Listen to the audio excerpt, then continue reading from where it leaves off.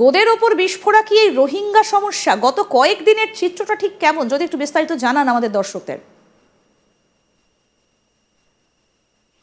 এখন আরাকান আর্মির এই ইয়ার সামনে ওদের ওরা তো দিন দিন অগ্রসর হচ্ছে এবং পুরো 270 কিলোমিটার আমাদের বর্ডারিং এরিয়া তারা এখন তাদের নিয়ন্ত্রণে।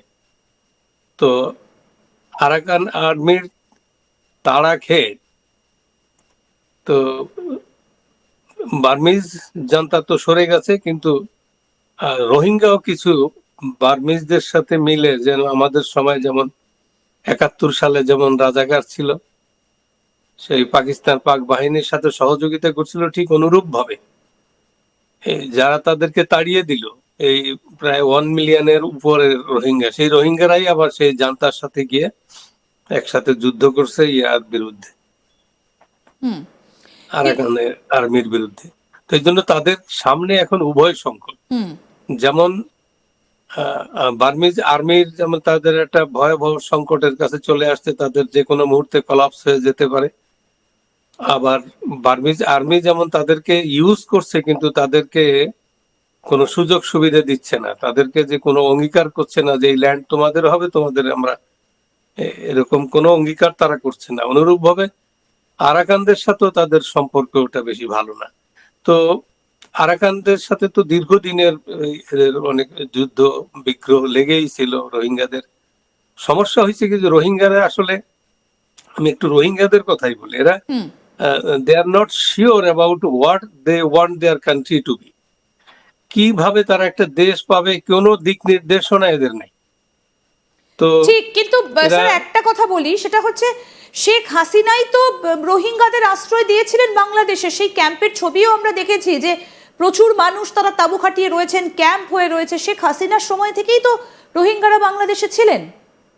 হ্যাঁ, এটা তো 12 লক্ষের উপরে এখন ওদের যে এস্টিমেট পাওয়া গেছে। ওদের বাচ্চা যে প্রত্যেক বছরই তো বাচ্চা জন্মাচ্ছে, এবং বিপুল হারে জনসংখ্যা বাড়ছে, রোহিঙ্গাদের জনসংখ্যা বাড়ছে। এদের দিন দিন এরা বাংলাদেশের উপর একটা ভয়াবহ, এটা পৃথিবীর সবচাইতে রিফিউজি ক্যাম্প। এত বড় রিফিউজি ক্যাম্প তো পৃথিবীতে আর কোথাও নেই। তো এটা বাংলাদেশের মতো একটা ছোট দেশের কাছে একটা বড় ধরনের বোঝা হয়ে দাঁড়িয়েছে। তো ওই সময় তাদেরকে যা আমি তখন লক্ষ্য করছি, যে এমন ভাবে তারা বন্যার মতো ভেসে আসছিল। আমাদের বর্ডার গার্ড মানে বিডিআর, তখন ওরা কিন্তু তখন ইয়া করতে পারেনি, না বিডিআর না, বিজিবি। তো ওরা ঠেকাতে পারেনি। অনেক চেষ্টা করছে, কিন্তু যেভাবে কান্নাকাটি করে ছেলে মেয়ে বসকা বাসকে নিয়ে তারা ঢুকে পড়ছে, ওই একটা মানবতার অবস্থা ছিল। তো তার মানে খাল কেটে কুমিরটা অনেকদিন আগেই বাংলাদেশে ঢুকে পড়েছিল। একদম একদম, এখন তো তাই দেখা যাচ্ছে। হ্যাঁ, যে কিন্তু এই পরিস্থিতিটা যে এতটা জটিল হয়ে রোহিঙ্গারা উঠবে। কিন্তু রোহিঙ্গারা কিন্তু তাদের ভূমিকা খুব বাজে ভূমিকা। তারা এই বাংলাদেশে ঢুকে তারা জামাতিদের সাথে সাথে কিন্তু তাদের একটা বড় সম্পর্ক দীর্ঘদিনের। আমি আপনাকে কত 1976-77 এই সময়ের একটা কথা বলি, যে চিটাগং হিল ট্রাক্সে আমি একবার ঘুরতে গিয়েছিলাম।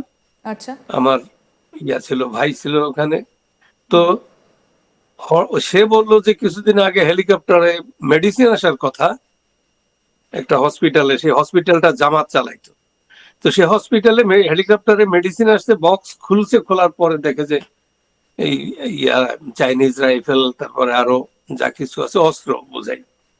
তো তখন ওর বললো, অফিসার বললো যে স্যার মেডিসিন আসে নাই, তো অস্ত্র আসছে। কয়ে যে হ্যাঁ রেখে দাও, ওই রোহিঙ্গারা আসবে, ওদেরকে রাত্রে আসবে, ওদেরকে দিয়ে দিও। এটা হচ্ছে প্রত্যক্ষদর্শীর বিবরণ। তো এই ঘটনা কিন্তু বহু আগে থেকে এই রোহিঙ্গারা বিভিন্ন ভাবে বিভিন্ন দিকের সাথে জড়িত। আর এরা এখানে এসে প্রথম যখন ঢুকলো, তখন ওরা আনডকুমেন্টেড। তারপরে ওরা বাংলাদেশে তো ড্রাইভিং লাইসেন্স পাওয়া যায়, ওরা বাস, ট্রাক, এই ছোট ছোট এটার ড্রাইভার হলো বিভিন্ন ভাবে। তখনই অপরাধমূলক কাজের সাথে জড়িয়ে পড়লো, এবং এদের আহ, বাংলাদেশ সরকার কিন্তু এদের দিকে তেমন খুব করেনি, লক্ষ্য করেনি। জামাত ইসলামের সাথে এদের একটা সম্পর্ক হয়ে যায়, এবং এরা, জামাত ইসলামের তো অনেক ফান্ড আছে, ওরা এদেরকে সহযোগিতা করতে থাকে, এবং এক পর্যায়ে জামাতের তো এই উদ্দেশ্য হচ্ছে মানুষ পেলেই তাদেরকে জঙ্গি। তো এরকম রোহিঙ্গাদের, অনেক রোহিঙ্গা যুবক জামাতের সাথে জড়িত। এবং ওই যে বললাম যে আর্মস আসছে হসপিটালের জন্য, হসপিটাল গুলো ওই বর্ডারিং এরিয়াতে জামাত চালায়, তাদের পয়সা দিয়ে ওরা হসপিটাল গুলো চালায়। তো ওখানে হসপিটালের নামে ধরেন এইটাই যে এই যে জঙ্গি জিহাদি কারবার জামাতের, এটা কিন্তু দীর্ঘদিনের, আজকে না। ওরা ওই যেদিন তারা হেরে গেছে 16ই ডিসেম্বর, তার পরের দিন তারা বসে নেই, তার পরের দিন থেকেই তারা কাজ শুরু করছে, এটা আমাদের ধারণা। তো যার জন্য আপনার সমাজে একটা বড় ধরনের সমস্যা দীর্ঘদিন বাংলাদেশ আর্মি স্যার এই জায়গাটা একটু বলি, স্যার এই জায়গাটা একটু বলি, রোহিঙ্গা জনজাতি সম্পর্কে তো গত 2 বছর আগে পরিচিত হবার কিছু নেই। তাদের কার্যপ্রণালী, তারা কি করতে পারে, তাদের কি ভাবধারা, সেটা গোটা বিশ্ব অনেক আগে থেকেই জানে। তাহলে কেন শেখ হাসিনা তিনি নিজের দেশে রোহিঙ্গাদের আশ্রয় দিলেন? কারণ এই যে আজকে জনসংখ্যা বৃদ্ধি, এর দায়টা তো বাংলাদেশ প্রশাসনের ওপরে গিয়েই পড়বে, এবং একটা এলাকার তো 2015-17 জনবিন্যাস পর্যন্ত সেখানে পার্থক্য একটা বদলে গেছে, ডেমোগ্রাফি পুরো একটা জায়গার। আমার মনে হয় এটা শেখ হাসিনা বাধ্য হয়েছে, কারণ প্রথমে তো দিতে চায়নি, তারপর ভিতরের থেকে মসজিদ থেকে মিছিল করে বেরিয়ে যাচ্ছে যে তাদেরকে সাহায্য দাও, আমাদের মুসলমান ভাই, এদেরকে সাগরে, খালে, নদীতে ভেসে যাচ্ছে মুসলমান, তাই এদেরকে ঠেকাও। এই একটা বড় ধরনের প্রেসার ছিল 17 সালে। তো তখন বেশি করে ওই ইনফ্লাক্সটা সবচেয়ে বেশি হয় ওই সময় প্রায় এট এ টাইম 7 লক্ষ ঢুকে পড়লো, এবং এটা বানের স্রোতের মতো এরা আসছিল, এদেরকে আসলে ঠেকানো যাচ্ছিল না। তারপরে তাদেরকে এখন গ্রেফতার করা হচ্ছে কেন? এই যে আপনার শুরুতে যেটা বললাম, এবং আপনি এখন তো একমত যে তাহলে এখন কেন গ্রেফতার করা হবে না, এখন না, তার অর্থ এই নয় যে সব সময় আসতে দেবে, এরা তো সবচাইতে বড় বিপদ বাংলাদেশের জন্য।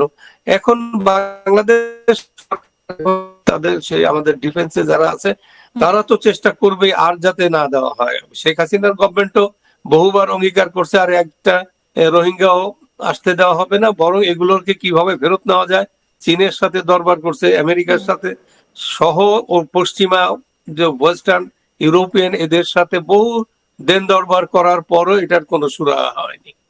তো পশ্চিমারা কেউ কেউ কখনো কখনো বলেছে যে আপনার বার্মিজ যে ওরা তো 62-তে ওরা যে করে রোহিঙ্গাদের উপরে, রোহিঙ্গা কিন্তু আর রাখাইনরা হচ্ছে 2000 না, রাখাইনরা 10 সেঞ্চুরিতে রাখাইনরা আসে ওই এলাকায়